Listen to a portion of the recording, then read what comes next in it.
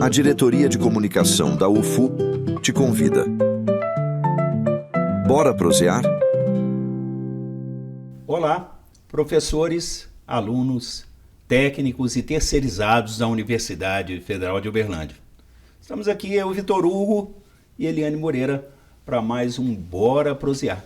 É o programa que traz os artífices da universidade e a gente os leva para dentro da sua casa, para juntinho de você. Você conhecer um pouco mais da nossa Universidade Federal de Uberlândia. E de quem faz a universidade. De quem realiza essa universidade, Até né? porque a universidade é feita de histórias, né? E história E é feita de gente.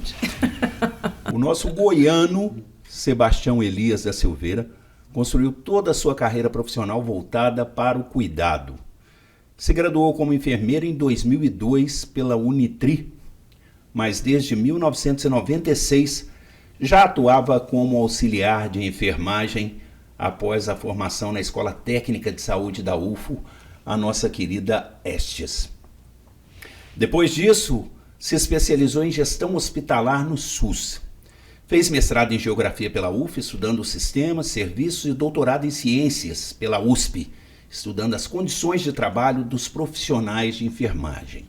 Tião sempre preocupado com a enfermagem.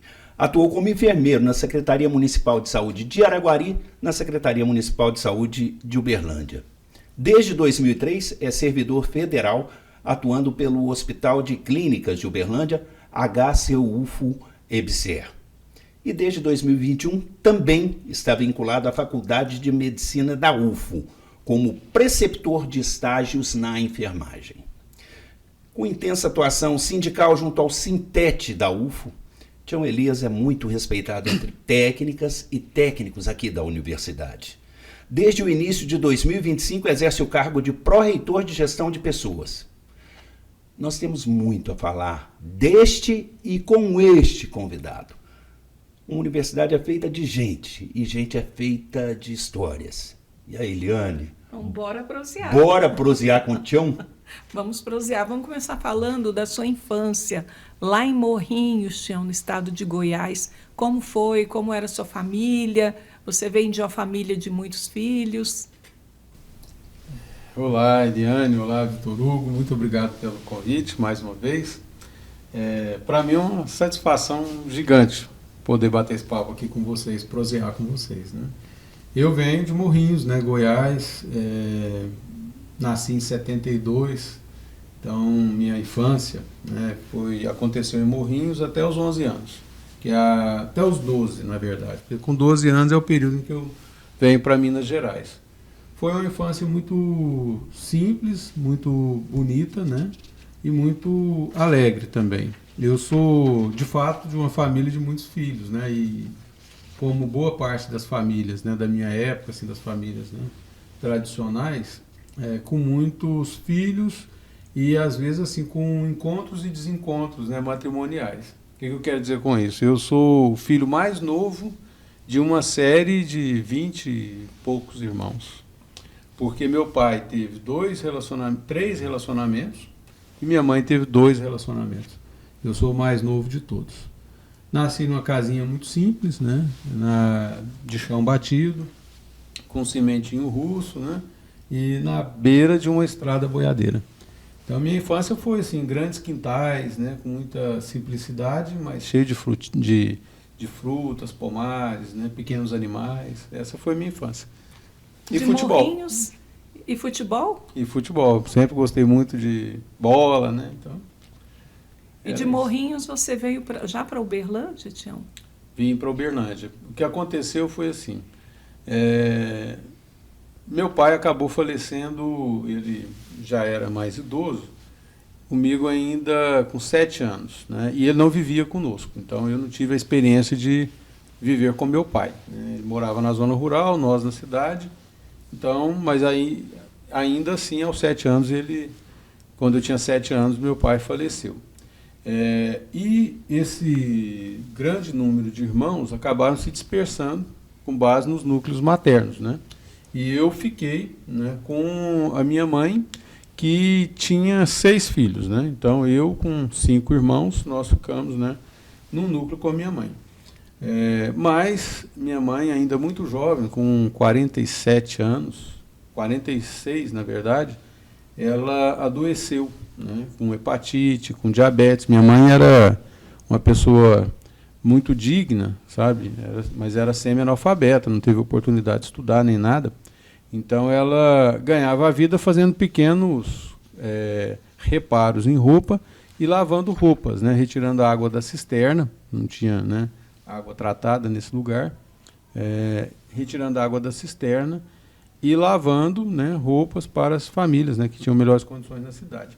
E isso, assim, num bairro que era todo de terra. Então vocês imaginam o transtorno que era, né, secar roupa, né, naquele período, né, em áreas com muita ventania, poeira e tudo. Mas o fato é que ela, nesse processo de lavação de roupas, né, ela também desenvolveu uma fragilidade física muito grande, sabe? Então ela desenvolveu uma patologia que foi a hepatite, desenvolveu uma diabetes muito precoce, né?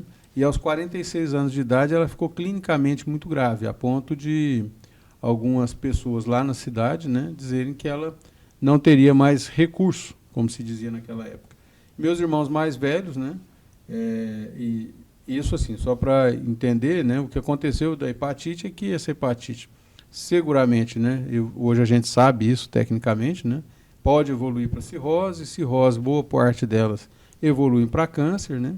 Minha mãe não chegou a ter esses diagnósticos, né, ela teve só a hepatite e a diabetes como, né, diagnóstico. Mas quando ela ficou clinicamente muito grave, meus irmãos mais velhos decidiram que ela precisava ir para uma cidade, né, que tivesse mais condições. E Uberlândia, meu irmão mais velho na época, conhecia algumas pessoas que trabalhavam, né, na então pousada do Rio Quente, que era desse mesmo grupo Algar aqui da cidade, e esses conhecidos disseram que Uberlândia é uma cidade que tem um grande hospital, né, e quem sabe lá não dá certo. E nós viemos em busca desse tratamento para minha mãe. Mal sabia você que mais tarde você ia trabalhar justamente nesse hospital. Não é possível imaginar isso naquela época, né? Mesmo meus irmãos, né? E nós viemos em grupo, acabou que viemos todos, né? Eu, nessa época, tinha 12 anos, né? E nós viemos para cá, né? Mas depois todos os meus irmãos também começaram a trabalhar por aqui, né? Exceto um que nunca morou em Uberlândia, porque ele foi para Anápolis, foi fazer serviço militar na base aérea, né? Na Força Aérea. Esse não veio. E uma situação, né, que, infelizmente, naquele ano mesmo que a gente mudou para cá, que foi 85, minha mãe já faleceu. Ela não resistiu. Sim. E como é que a enfermagem entrou aí pro Tião? Essa doença mesmo da sua mãe, ela pode ter influenciado bastante nesse cuidado que o Tião desenvolveu para com as pessoas, nessa atenção para a saúde? Doutor, pode ser que sim. Eu não atribuo a isso, assim, sabe? A grande influência da minha mãe foi principalmente na minha formação humana mesmo, sabe? Porque, apesar dela ter falecido, né, eu ainda numa idade muito, né, tenra, né, as principais lições da vida, sabe, ela já tinha me deixado. Minha mãe era uma pessoa muito simples, mas ela conversava muito, orientava e tudo, né? E eu não tive muito acesso ao tratamento dela e nem convivi tanto com a doença dela. Eu me lembro dela muito emagrecida, adoecida, né? Mas isso eu não levei isso para os anos seguintes, né? Eu levava, assim, uma grande tristeza, evidentemente, né? Porque eu olhava para os outros, né, adolescentes da minha idade, a pessoa tem pai, tem a mãe, né? E eu, nenhum dos dois. Então, por que comigo, né, foi assim? Na enfermagem em si, minha aproximação com a enfermagem já foi diferente, sabe? Eu já tinha caminhado alguns anos na minha adolescência, até na juventude mesmo. A enfermagem chega para mim depois que eu retorno do Exército Brasileiro. Eu morava numa república, trabalhava, inclusive, nessa época como agente de segurança, sabe? Trabalhei no armazém do comércio. Eu tinha trabalhado muito já na construção civil, no comércio. Tive vários empregos, né? Assim, pequeno, no armazém Colosso, né? Mas nada na área de saúde. Não tinha contato com a área de saúde, não conhecia ninguém na área de saúde. Mas um dia Eu retornando, né, de ônibus para a República, eu morava na República, ali na rua Dom Barreto, no fundinho, né, eu vi, certo, no ônibus, daqueles cartazes que eram fixados dentro do ônibus, né, o processo seletivo da Escola Técnica de Saúde, sabe? E eu fiquei com aquilo na cabeça, né, eu falei assim, eu gostaria de fazer enfermagem, sabe? Assim, me deu um tino, né? Eu já tinha um tino assim que eu queria fazer alguma coisa de cuidado, né? E chegando na República, né? Minha namorada estava lá, que hoje é minha esposa, né? Rosana, né? E ela, a primeira coisa que ela falou comigo, falou assim: por que você não faz enfermagem? No mesmo dia? Mesmo dia. Olha só que Eu coincidência. falo, né? Providência. Providência. Aí eu fiz a minha inscrição naquela época. Hoje eu não sei como é, mas na época o processo seletivo da Estes era bem concorridão, assim. Eu não lembro se eram 14 ou 19 candidatos por vaga, né? Mas eu fiz e felizmente fui aprovado, né? E aí foi uma dificuldade, porque o curso era durante o dia, né? Eu precisava trabalhar para me manter, que eu morava em República, né? Mas consegui. E isso foi em 94. Então, em 94 aparece a enfermagem para mim pela primeira vez. Eu fiz, na 93, né? 94 eu começo o curso, 95, finalzinho de 95 eu já concluo o curso de auxiliar e aí já fui para o mercado trabalhar. Então, é isso que o início da enfermagem. A gente vai fazer um intervalinho, a gente está falando com o Sebastião Elias, o pró-reitor de Gestão de Pessoas da Universidade Federal de Uberlândia. No próximo bloco, Liane, a gente vai falar com ele sobre a Universidade Federal de Uberlândia e movimento sindical. Que é atuante, que ele é atuante, não é? Exatamente. Tá bem. Até lá. Bora prosear, vai para um breve intervalo e volta já.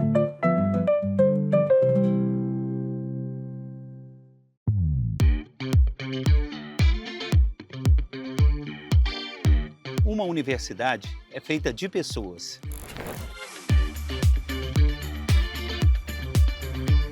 E pessoas são feitas de histórias.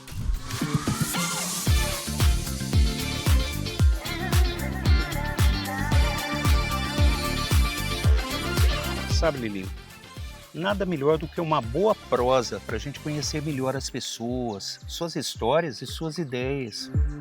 Com certeza, Vitor Hugo. Então, bora prosear. Bora prosear. Toda pessoa é múltipla. Suas ideias e suas histórias vão muito além dos muros da universidade.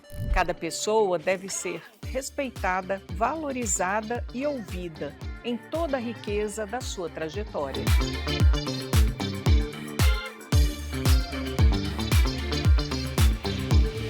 Convidamos você para prosear com a gente. Para ouvir e contar histórias, para rir e se emocionar. Bora prosear! Todas as quintas-feiras, às 8 da noite, na Rádio Universitária e no canal da UFO no YouTube. Estamos de volta. E aí? Bora prosear? Estamos de volta com Bora Prosear. Estamos aqui com o Sebastião Elias, que é o pró-reitor de Gestão de Pessoas da Universidade Federal de Uberlândia. E a gente está levando um papo aqui sobre a vida do Tião, né, que é carinhosamente chamado por todos, técnicos, é muito querido dentro do movimento sindical, né, Eliane? Exatamente, mas antes da gente partir para o movimento sindical, eu queria voltar um pouquinho, Sebastião, e você falar dessa sua infância aqui em Uberlândia. Como foi? Porque a gente saiu da infância e já foi para a enfermagem. Mas como foi essa sua infância aqui? Que foi difícil, né? Que você perdeu sua mãe, não perdeu o pai também, e ficou por conta dos irmãos. Como foi esse momento da sua infância? Obrigado pela pergunta, até para me fazer justiça com uma irmã, sabe? Eu tenho uma irmã que tem um irmão mais velho, né? E a segunda mais velha é uma irmã que acabou acolhendo, né, todos os irmãos que eram menores, né? E aí precisa lembrar que ano foi esse que a gente veio para cá, né? Isso era 85. E quem se lembra, a década de 80 foi uma década de uma crise econômica... Crise econômica, medonha. Um encerramento do militarismo ali, estava decaindo, começando um Brasil diferente que o pessoal prometia, né? Muito, e todos nós viemos para cá assim, sem informação. Eu não tinha estudo, meus irmãos também não, né? E então nós não tínhamos emprego, né? Nós fomos morar lá no bairro Liberdade, numa casa com o meu irmão mais velho. Ele veio primeiro, né? Já era casado, então ele tinha a casinha dele alugada e nós tivemos que nos virar para poder sobreviver aqui. E a gente já trazia de Morrinhos, né, a experiência de um trabalho duro. Por exemplo, em Morrinhos eu fui picolezeiro, fui engraxate, vendia verduras, vendia banana. Por exemplo, um dos maiores traumas da minha infância era comer banana nanica. Porque eu saía para vender uma penca de banana nanica, sabe? Contadinha, né? 12 bananas, né? E vendendo ou não vendendo, você tinha que entregar ou o dinheiro ou as bananas, né? Fui comer banana muito tempo depois, né? Então, essas coisas assim a gente traz. E era um trabalho duro. Vindo para Uberlândia, isso se repete, né? Então, a gente aqui, primeiro, né, na ausência de emprego, fomos para vendas, né? Vendas de revistas, de ações de clube, tentativa de material de limpeza, sabe? Para vidros, para mãos, né? Venda de tapete, enfim, era principalmente isso. E depois, quando eu já começo, eu falei assim, eu tenho que encontrar trabalho formal. Então, fui trabalhar em supermercados fazendo entregas, e às vezes em mais de um emprego ao mesmo tempo, né? E por fim, né, fiz meu primeiro registro na carteira aos 13 anos, né? Aí como servente de pedreiro, sabe? Quem é de Uberlândia aqui, eu moro aqui há muito tempo, deve conhecer a fábrica de pregos Triângulo, que tem lá na cidade industrial. Exatamente. Eu trabalhei ativamente na construção da ampliação daquele galpão que foi feito bem, né, ali por 86, mais ou menos, né? E mais adiante um pouco, só mais esse detalhe, né, que isso é outra Sim. parte da minha história que eu tenho orgulho de contar, né? Sim. Tem um grande galpão ali no final do bairro Esperança, indo naquela avenida de 2 pistas, né, antes de chegar no Parque Siqueiroli. Se vocês olharem lá, ele é um prédio feito com blocos de cimento, que hoje é muito comum, né, por aí. A maioria absoluta daqueles blocos passaram pelas minhas mãos. Antes de começar a obra grande daquele barracão, era um barracão das lojas MIG, inicialmente, né? Eu fui para lá, contratado por 2 pequenos empresários aqui, e fiz 2 a 2 todos aqueles blocos lá. Um mês antes de começar a obra. Você fazia os blocos? Fazia os blocos. Fazia o preparo da areia com cimento, jogava numa betoneira, depois punha na máquina, prensava, colocava num suportezinho e punha para secar ao sol. Fiz a cura com água. Quando o pessoal chegou para construir o prédio, né, já tinha uma pilha de blocos lá feitos. Hoje eu acho que o processo deve ser industrial, deve ser bem mais, né, mais ágil, né? não é? Com certeza. Mas é isso, foi um período difícil, duro. Sebastião, aí depois disso veio a Estes, e quando que se deu o seu ingresso no Hospital de Clínicas? Como era o hospital na época que você ingressou, isso há 20 anos, 2003, não é isso? Aí em 2003 eu já volto para o hospital como enfermeiro mesmo, né? Mas esse período que eu passei pela escola técnica, eu frequento o hospital desde 94. E aí pela escola técnica eu fiz todas as minhas devoluções de técnicas fundamentais de enfermagem foram feitas dentro do hospital, né? Aí eu fui estagiário bolsista da escola técnica em 95, né? Depois voltei em 96, fui funcionário da fundação da FAEPO, né? Por umas 3 oportunidades, né? Antes de terminar a minha graduação. Então, no período em que eu cursei a faculdade, trabalhei no município, trabalhei na rede privada, trabalhei na empresa Braspelco com a enfermagem, né? Mas eu trabalhava também no hospital de clínicas em vários momentos, né? Isso antes de me formar. O que aconteceu foi que em 2002, quando eu termino a graduação, eu inclusive trabalhava no hospital, na Cirúrgica 2, né, como auxiliar de enfermagem pela FAEPO. Eu decidi que eu queria procurar oportunidades como enfermeiro. E aí eu fui trabalhar também no município de Patrocínio, sabe? Então eu trabalhei em Uberlândia, trabalhei em Araguari e fui trabalhar nesse primeiro período aí em Patrocínio. Lá em Patrocínio, trabalhei no colégio Nossa Senhora do Patrocínio como professor da área de enfermagem, na Santa Casa, implantei PSF em várias unidades, né? E naquele ano aconteceram vários concursos públicos, entre eles o da universidade e o da prefeitura. Né, eu passei nesses dois, passei em outros também, graças a Deus, né? Mas eu tomei posse, né? Eu decidi, com a minha família, voltar para Uberlândia e tomar posse na prefeitura e também na universidade. Ah, você E aí, conciliou. conciliei. E aí eu começo, então, no hospital em 2003. Como era o como hospital enfermeiro. naquela época? Mudou muito, Tião? O hospital mudou muito, né? O hospital sempre mudou. Isso é uma questão que eu tenho falado, inclusive porque agora o pessoal fala assim, inaugurou um bloco novo, né? Tem agora a IBSER, então são sinais de mudança. O pessoal fala, o hospital que a gente conhecia não existe mais. Mas se a gente olhar a história do nosso hospital de clínicas, ele foi de uma permanente mudança, porque ele começou muito pequenininho para atender uma escola só, depois foram crescendo as clínicas, né? Esses dias eu estava brincando lá no próprio hospital com alguns colegas, né, que a clínica médica atual, enfermaria de clínica médica atual, só eu conheci 3 gerações dela, né? Porque nos últimos anos a gente se referia assim, à antiga clínica médica. A antiga clínica médica é uma enfermaria, um pavilhão, que hoje é ocupado por áreas administrativas, que fica em cima de onde funcionava até recentemente o pronto-socorro. Mas nos últimos 15 anos, acho que desde 2010, 2011, a clínica médica era lá no 3º piso. E agora a clínica médica já é no 8DJU, que é o novo bloco, né? Então, o pronto-socorro, né? Hoje ele já é também voltado para o prédio novo. Ele era esse pronto-socorro que nos últimos anos funcionou ali do lado do ambulatório Amélio Marques. Mas o pronto-socorro já foi lá onde hoje é o Hospital do Câncer. Então, em termos assim de estrutura predial, o hospital sempre passou por mudanças, né? Até chegar nesse ponto em que hoje ele tem 4 torres, né? Ele é ao mesmo tempo vertical e é horizontal.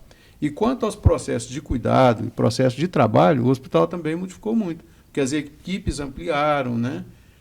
Uma mudança que eu percebo assim, importante é que diminuiu a presença do mundo acadêmico dentro do hospital, né? Eu ainda vivi uma experiência de mais docentes, né, da área médica lá dentro, né? Enquanto os outros cursos cresciam, né, e se fortaleciam. Mas, ou seja, o hospital ele vem de uma permanente mudança, mas uma marca que ele sempre teve, né, foi de uma assistência de altíssima qualidade, sabe? Isso não mudou. Tião, isso é o ingresso na vida sindical. A gente falou no final do bloco passado que iríamos abordar. E como se deu, em meio a tanto trabalho, você ainda consegue ingressar na vida sindical? Como se deu esse ingresso?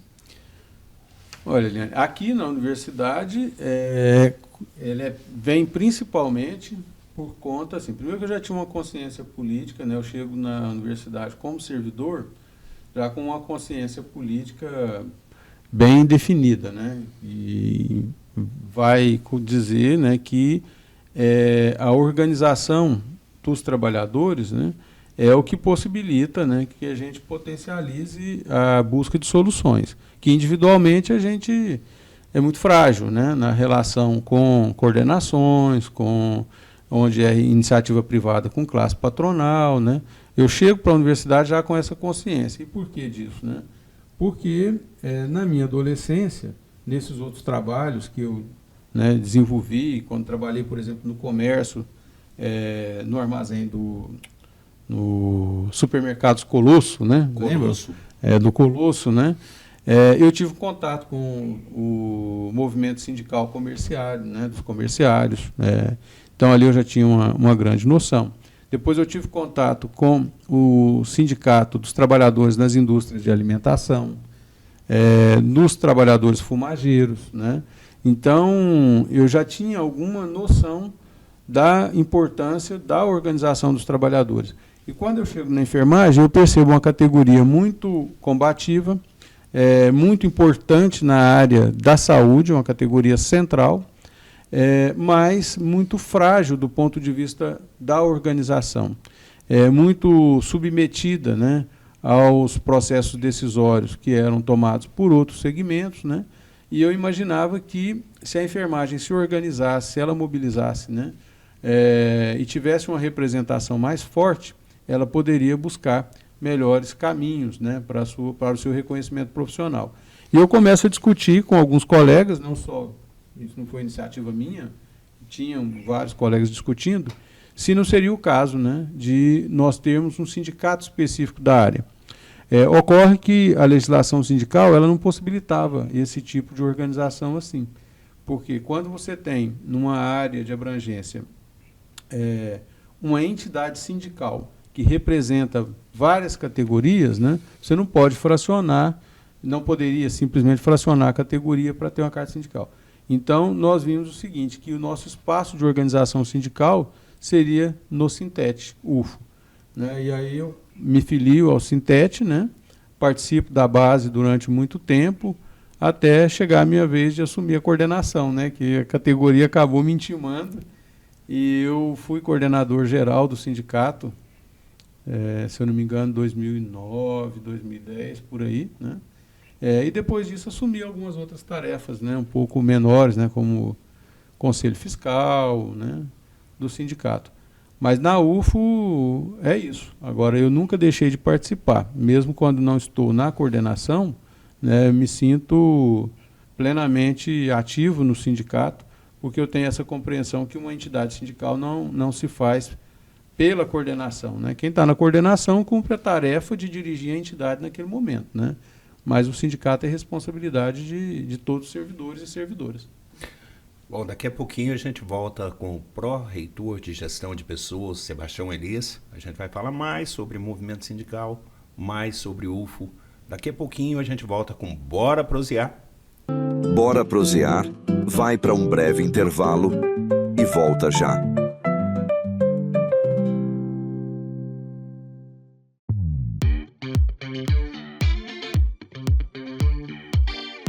Uma universidade é feita de pessoas.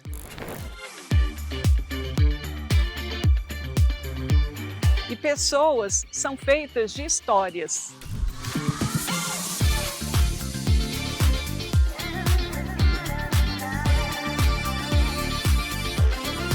Sabe, Lilinho, nada melhor do que uma boa prosa para a gente conhecer melhor as pessoas, suas histórias e suas ideias. Com certeza, Vitor Hugo. Então, bora prosear. Bora prosear. Toda pessoa é múltipla. Suas ideias e suas histórias vão muito além dos muros da universidade. Cada pessoa deve ser respeitada, valorizada e ouvida em toda a riqueza da sua trajetória.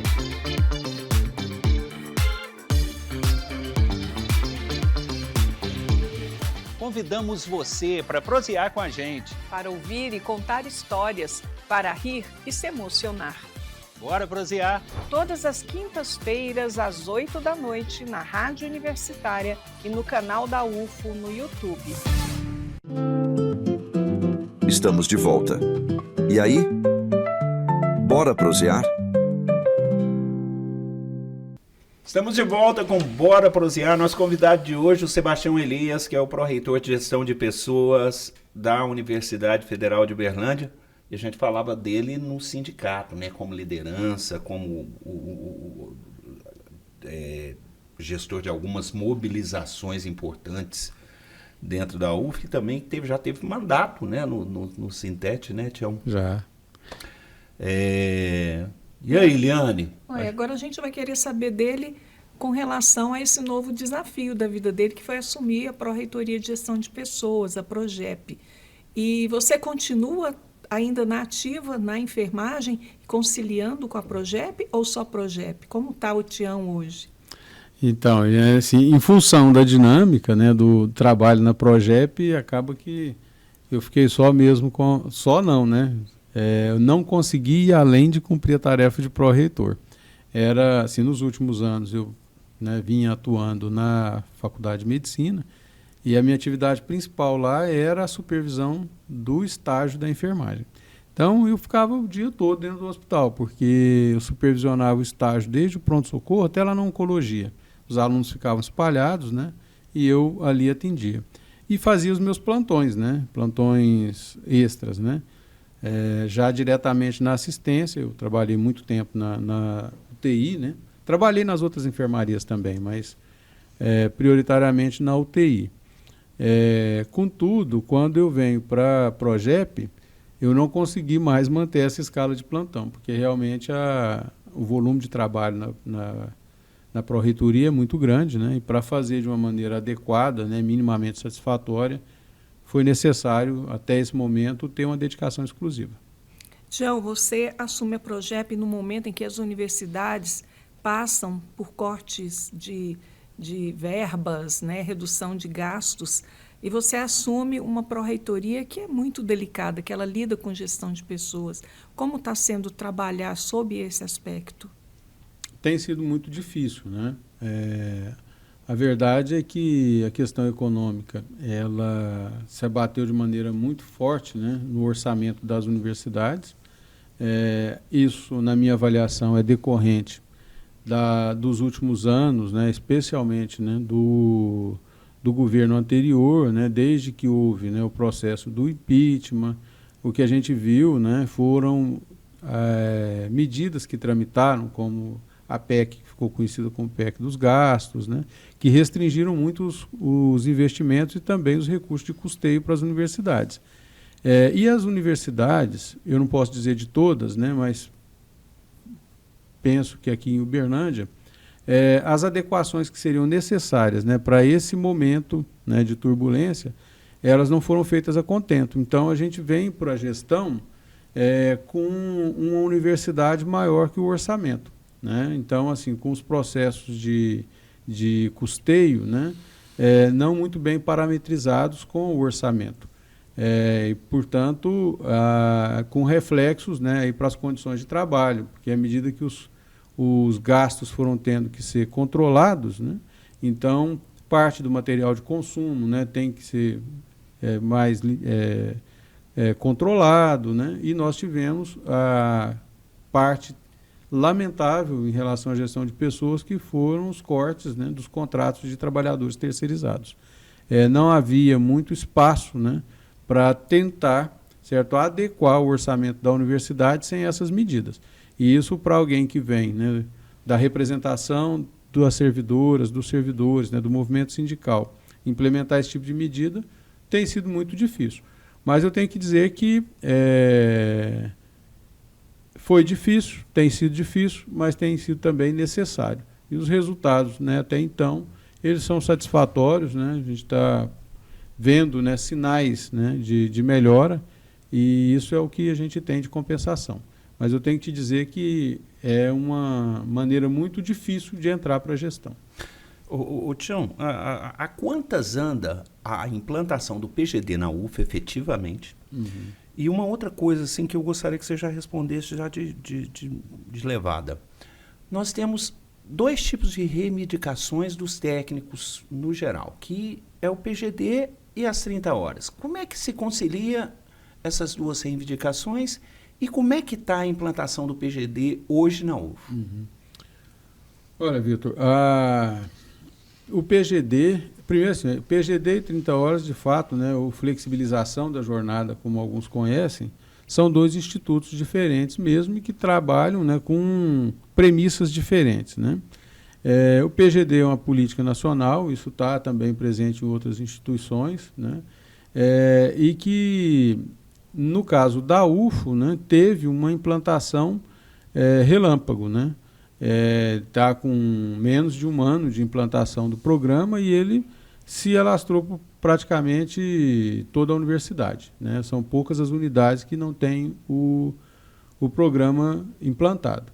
E ele traz, né, a perspectiva de uma mudança no conceito, né, de como se organiza o trabalho do técnico administrativo.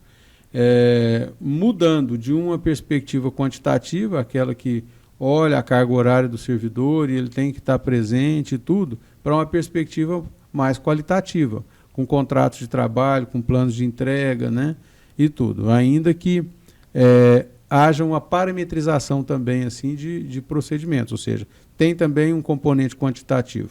Mas essa é a essência assim, do PGD. Na UFO, como ele foi implantado de uma maneira muito rápida, né, em muitas unidades, né, ele carece ainda de um período de amadurecimento. Então, nós temos grandes exemplos de êxito no PGD, mas nós também temos, né, manifestações de descontentamento, às vezes por parte do servidor, de alguns gestores e tudo mais. O que nós estamos dizendo é o seguinte: nós temos o compromisso de aperfeiçoar o PGD e nós entendemos que ela é uma política que qualifica realmente o serviço público, mas ela precisa ser monitorada. Então, nossa primeira ação foi já nesses últimos meses a publicação de uma política de consequências, que é ainda muito elementar, né, mas que traz um pouco mais de monitoramento para o PGD que é desenvolvido nas unidades. De qualquer maneira, assim, o que é importante já registrar é que o PGD ele é uma prerrogativa ainda, ele é uma política institucional, a UFO tem isso implantado, mas o processo decisório se dá em nível local, se dá nas unidades. Então, é do entendimento da equipe, dos contratos coletivos que se dão entre as equipes e as suas chefias, né, as suas coordenações, é que são feitos, né, as definições de plano de trabalho e tudo mais. A flexibilização, ou 30 horas, né, ela tem alguns pré-requisitos também.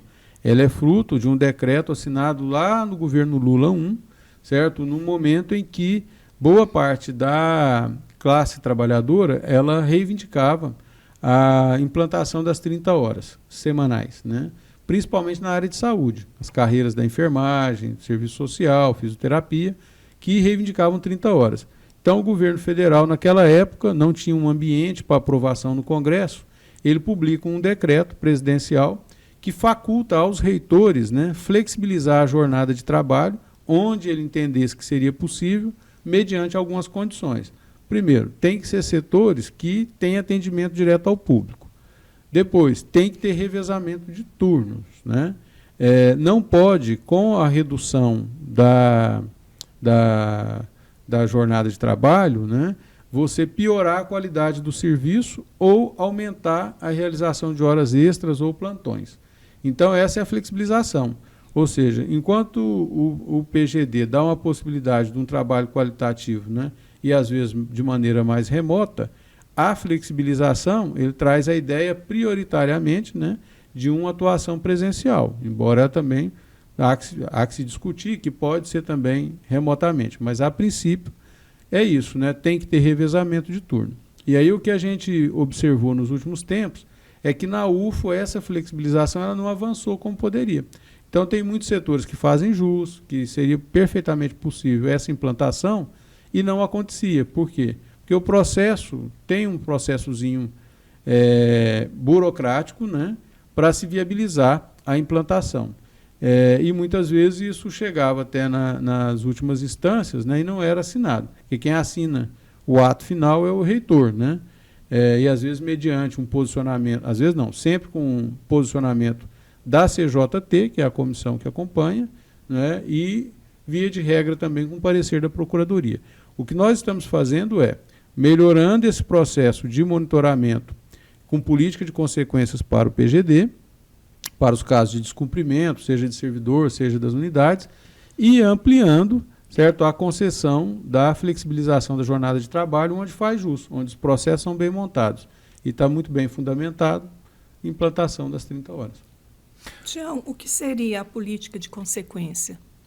É porque o seguinte, para que um grupo, né, de trabalho, né, uma determinada unidade, os servidores possam aderir ao PGD, isso presencial ou na modalidade de teletrabalho, né, tem uma série de pactuações que precisam ser realizadas, né? Essa pactuação ela é principalmente entre servidor e o seu responsável, né, a chefia, a coordenação e tudo, né, mas ela é também uma pactuação com o grupo de trabalho, né? E aí isso leva em conta as tarefas que precisam ser desenvolvidas, por exemplo, as finalidades institucionais, né?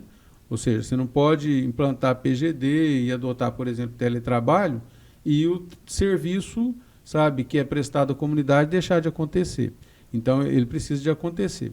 Então, essa definição do que vai ser feito, por quem, se presencial ou remotamente, e quando, isso é um acerto local. Só que o que a gente tem observado e que tem sido oriundo de queixas, né, de parte da comunidade, né, é que em algumas situações, certo? O servidor deixa de cumprir, certo? Ele não é alcançado, né, quando a unidade precisa dele ou a comunidade precisa. A gente ouve, né, que às vezes o responsável por monitorar os planos de entrega, né, não faz uma avaliação qualitativa, ou seja, não chega a olhar aquilo, né, para saber se o servidor realmente se a servidora está cumprindo, né? Enfim, o que acontece na prática, pelo menos na percepção, às vezes não corresponde àquilo que foi combinado, né? Até então, não havia, certo, uma perspectiva de que isso gerasse algum tipo de consequência. O que nós estamos agora adotando é a possibilidade, né, de revisão desses casos, de suspensão do PGD, de retorno ao trabalho presencial, certo? Por enquanto, de uma maneira muito pedagógica, assim, para sinalizar para a comunidade que nós precisamos de ter mecanismos de controle, né, no bom sentido, né, que façam valer aquilo que foi combinado. Então, a política de consequência seria isso. Nós temos exemplos concretos já, né, por exemplo, de pessoas que adotaram em determinada unidade o PGD sem estar devidamente autorizado e documentado na instituição. Isso gera um problema porque, né, você tem dificuldades depois para justificar o ponto do servidor, pode gerar ônus financeiro e tudo mais. E qual é a consequência, né?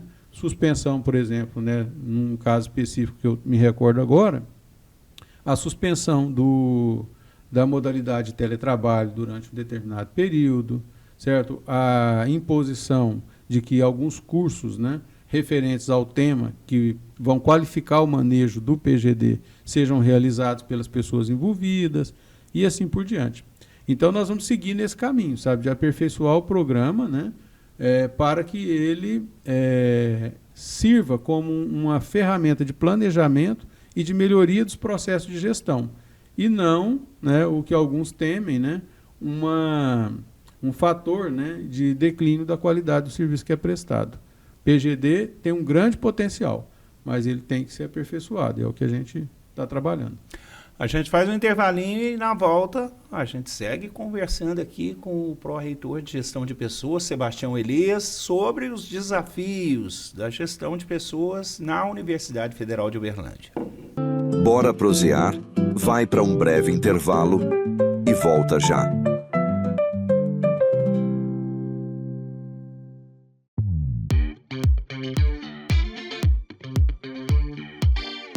Uma universidade é feita de pessoas.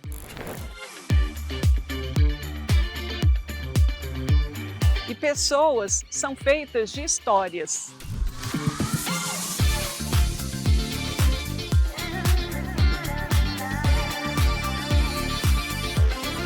Sabe, Lilinho, nada melhor do que uma boa prosa para a gente conhecer melhor as pessoas, suas histórias e suas ideias. Com certeza, Vitor Hugo. Então, bora prosear. Bora prosear. Toda pessoa é múltipla. Suas ideias e suas histórias vão muito além dos muros da universidade. Cada pessoa deve ser respeitada, valorizada e ouvida em toda a riqueza da sua trajetória.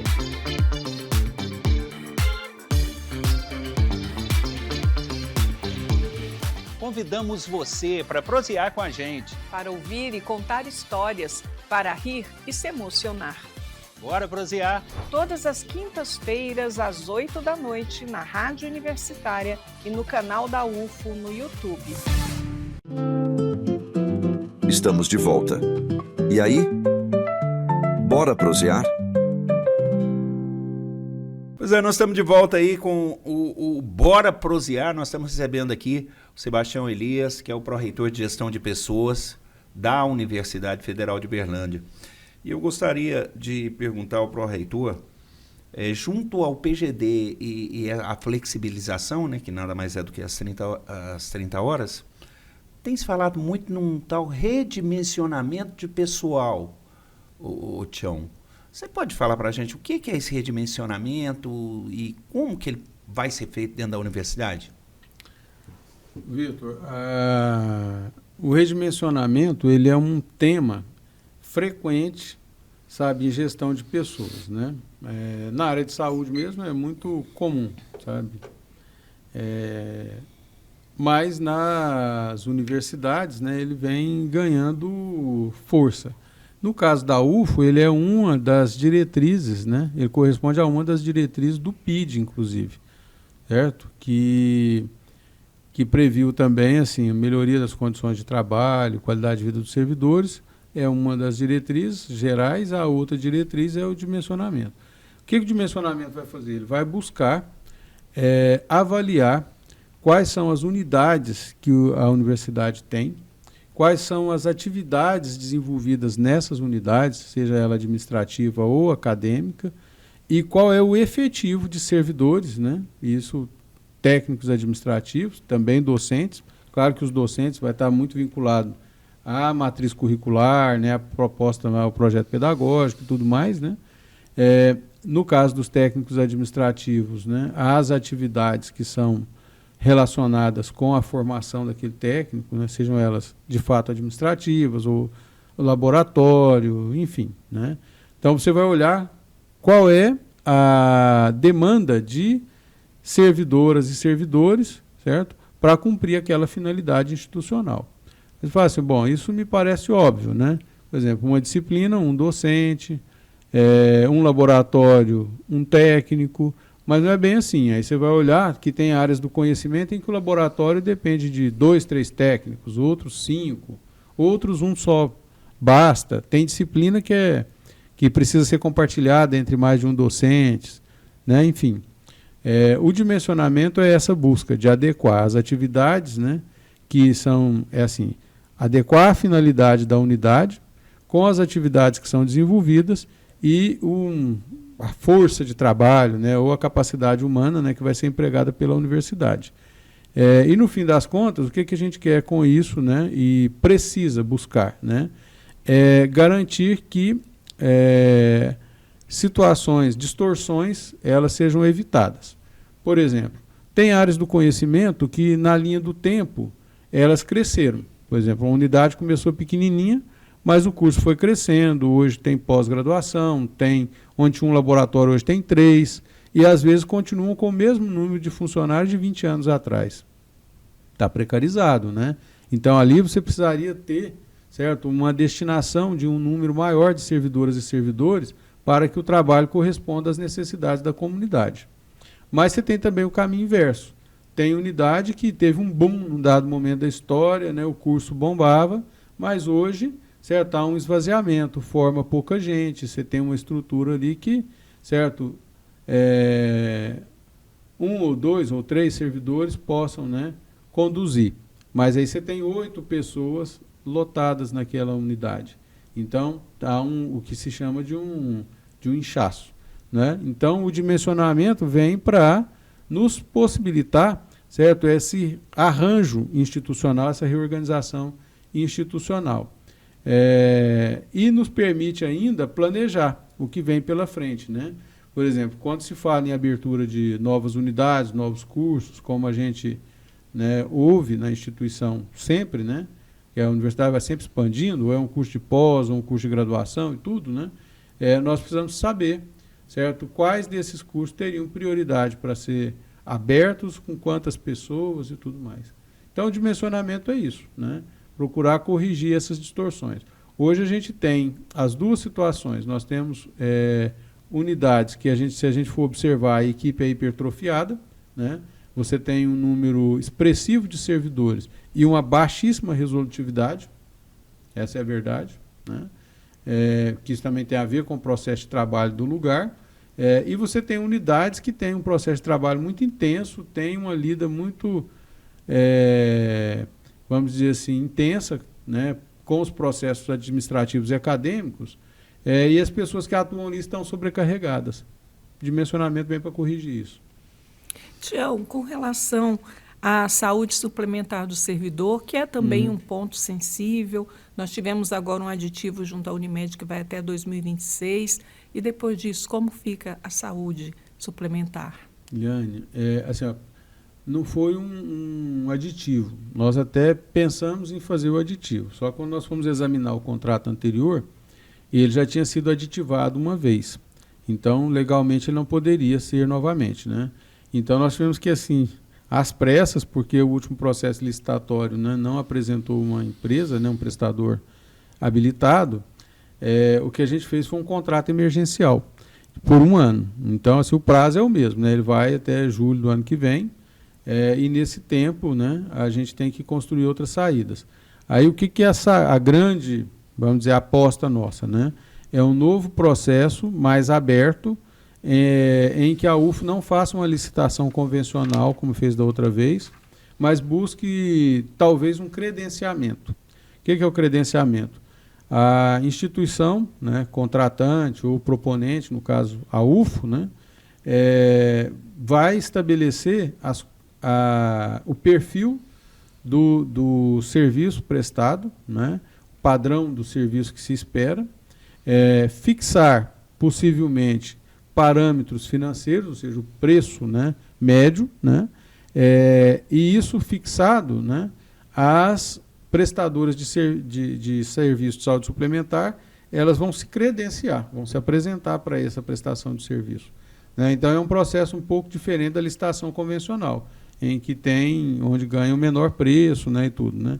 Nesse aqui não, a UFO já estabelece as condições e quem quiser, certo, prestar o serviço nesses termos vai poder se credenciar se cumprir os requisitos assim, de estar habilitado legalmente, não tem inadimplência nem nada.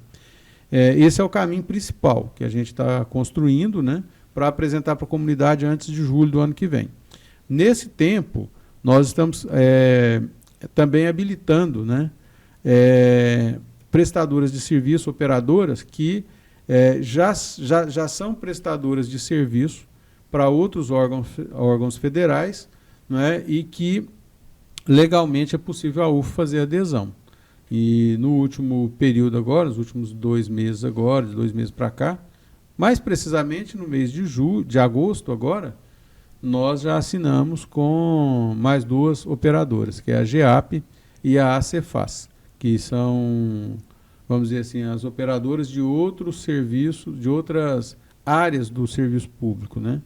Então, nós fizemos a avaliação da documentação, estava tudo regular, e essas 2 também já estão à disposição da comunidade da UFO. Ô Tião, eu entrei na universidade em 1987. E a situação do técnico, visivelmente ela se precarizou no decorrer do tempo, com tantas medidas econômicas, e a gente agora tem uma reforma, uma proposta de reforma administrativa, né, que está sendo muito badalada. O que o técnico administrativo da UFO pode esperar dessa reforma?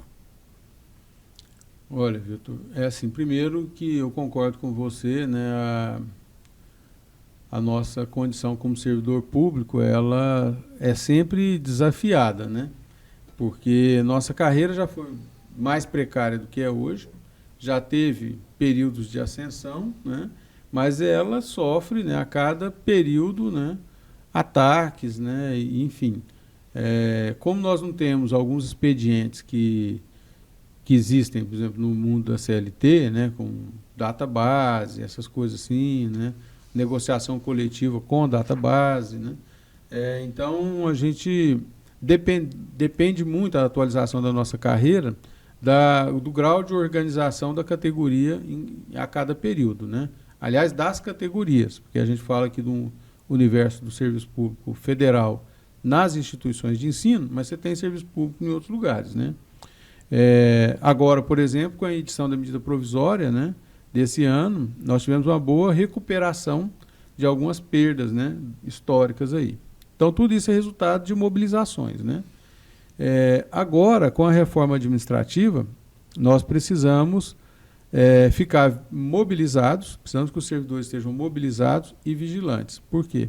Porque ela traz uma série de implicações para o serviço público também. Vamos ver como que ela vai ser desenvolvida, né, no Congresso, né, e como que vai ser a versão final. Mas a gente tratou agora há pouco, por exemplo, do tema teletrabalho, né, PGD, para dar um exemplo só. Na proposta de reforma administrativa, né, eles prevêem, né, que teletrabalho, por exemplo, seja um dia só, né? Então a gente sabe que hoje E isso é muito diferente, né, nas unidades, nos órgãos, né? Enfim, nós precisamos de esperar que essa reforma administrativa seja amplamente debatida e estarmos mobilizados para que os reflexos dela, né, sejam impedidos, né, os reflexos negativos, ou atenuados no serviço público. A gente vai dar mais uma pausa e a gente volta com o último bloco do Bora Prosear com o pró-reitor de Gestão de Pessoas da Universidade Federal de Uberlândia, Sebastião Elias. Bora Prosear vai para um breve intervalo e volta já.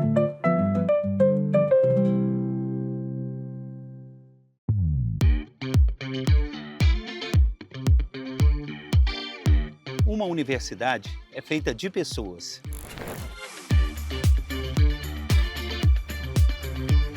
E pessoas são feitas de histórias.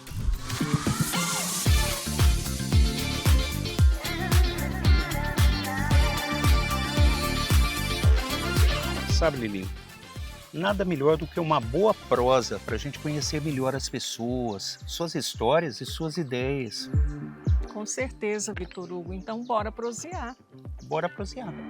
Toda pessoa é múltipla. Suas ideias e suas histórias vão muito além dos muros da universidade.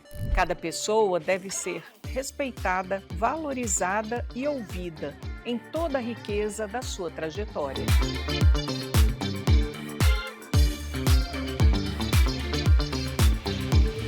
Convidamos você para prosear com a gente. Para ouvir e contar histórias, para rir e se emocionar. Bora prosear! Todas as quintas-feiras, às 8 da noite, na Rádio Universitária e no canal da UFO no YouTube. Estamos de volta. E aí? Bora prosear?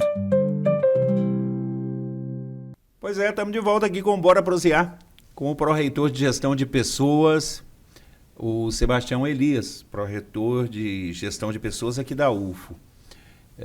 A gente falou com ele sobre a infância, a enfermagem, a luta, né, pelos direitos dos técnicos administrativos, onde o Tião é tão reconhecido.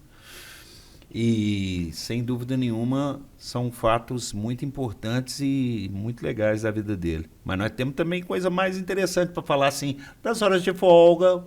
A vida pessoal. Da vida pessoal, né? Sebastião Elias lava carro no fim de semana? Dificilmente. Carro para mim é condução. Quem olha meus carros, assim... Eu tenho um amigo que fala que eu sou um cupim de ferro, né? Porque carro sofre na minha mão, sabe? Na minha também. O que gosta de fazer nas horas de folga, então? Eu fico muito em casa, eu sou muito caseiro, adoro ficar em casa, né? E mexer no meu quintal. Gosto de plantas, pequenos animais, né? Agora eu já tenho um netinho, né? Então, crio galinhas, sabe?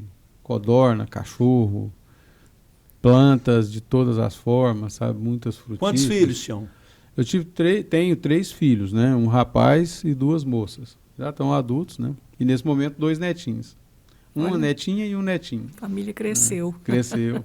Ô, Tião, a gente pode falar que, como goiano, você gosta do sertanejo, não? Adoro. Eu gosto muito. Adoro. Não, adoro. mas você sabe o que acontece, Arthur? Minha música ela é muito eclética.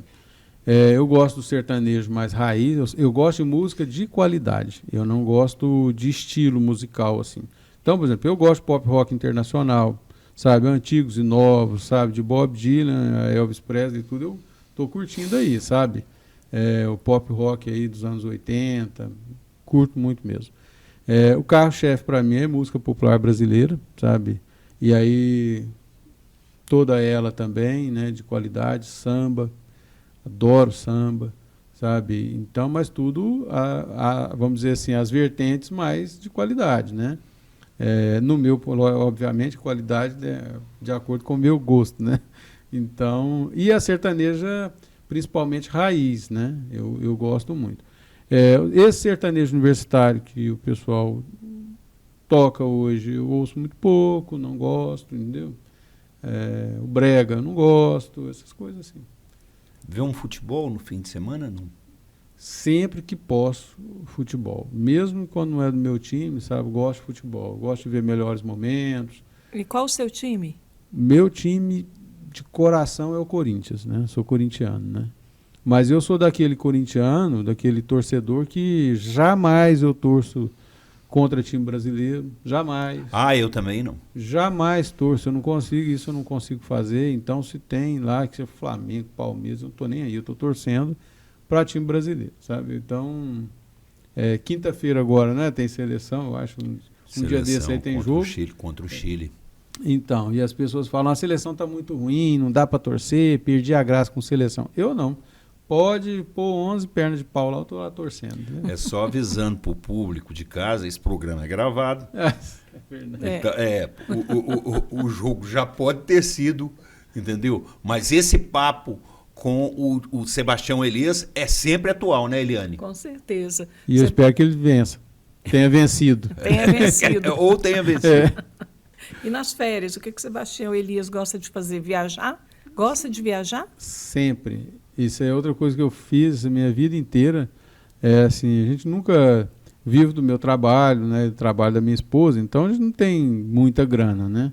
Mas uma questão que eu sempre fiz desde que tive condições, né, até pela vida de restrições aí que a gente conversou, né, no início, sempre priorizei passear, né, com minha esposa, com meus filhos, com sobrinhos, com irmãos, certo? Então, eu gosto muito de dirigir, então loto o carro e com quem pode viajar, quem está em época de viajar, e viajo. E aí eu já rodei esse Brasil praticamente todo aí de carro. Olha só que legal. E outros lugares, né? Gosto muito de viajar. Toda férias, Gosta viajo. de praia? Minhas férias, as pessoas perguntam assim, descansou? Eu não, descansar não, porque férias para mim é para passear, não é exatamente descansar. Descansar. Né? Gosto de praia, mas gosto também do sertão, gosto do interior, gosto de zona rural, gosto de cidades turísticas, históricas, sabe? Então, cada época a gente escolhe uma rota, né?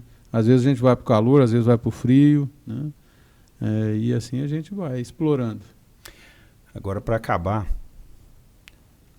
uma coisa que a gente passou um pouco batido, mas para mim não passou, tá? É porque eu deixei o nome daquela irmã que acudiu os irmãos. Quando a mãe não estava mais presente, a gente não falou. O nome dela mesmo é um nome muito comum, é Maria Aparecida da Silva, né? O nome da minha Para mãe. nós é a Cida, Cidinha, sabe?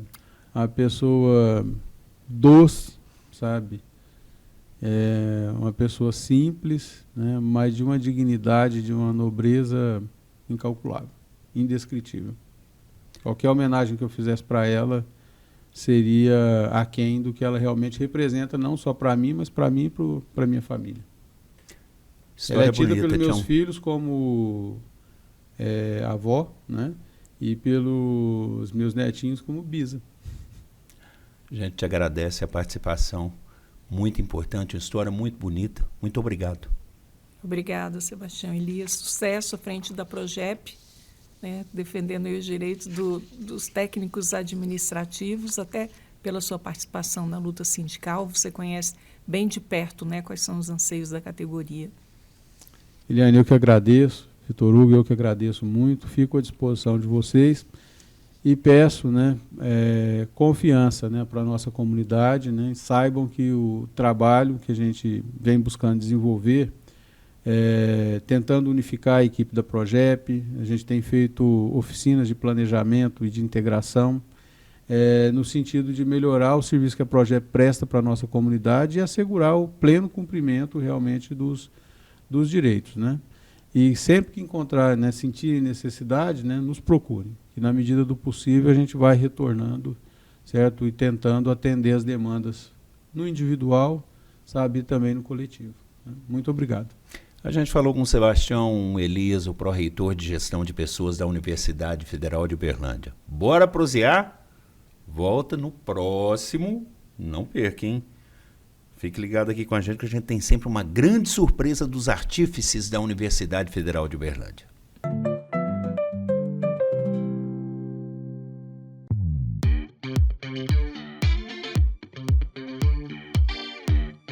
universidade é feita de pessoas.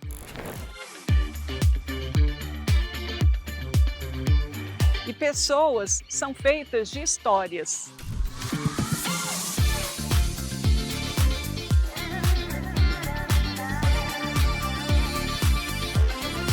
Sabe, Lilinho, nada melhor do que uma boa prosa para a gente conhecer melhor as pessoas, suas histórias e suas ideias. Com certeza, Vitor Hugo. Então, bora prosear. Bora prosear.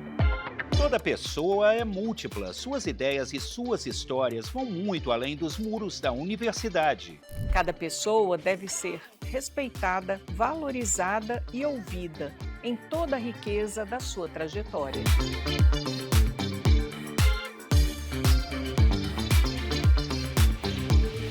Convidamos você para prosear com a gente. Para ouvir e contar histórias, para rir e se emocionar. Bora prosear! Todas as quintas-feiras, às 8 da noite, na Rádio Universitária e no canal da UFO no YouTube.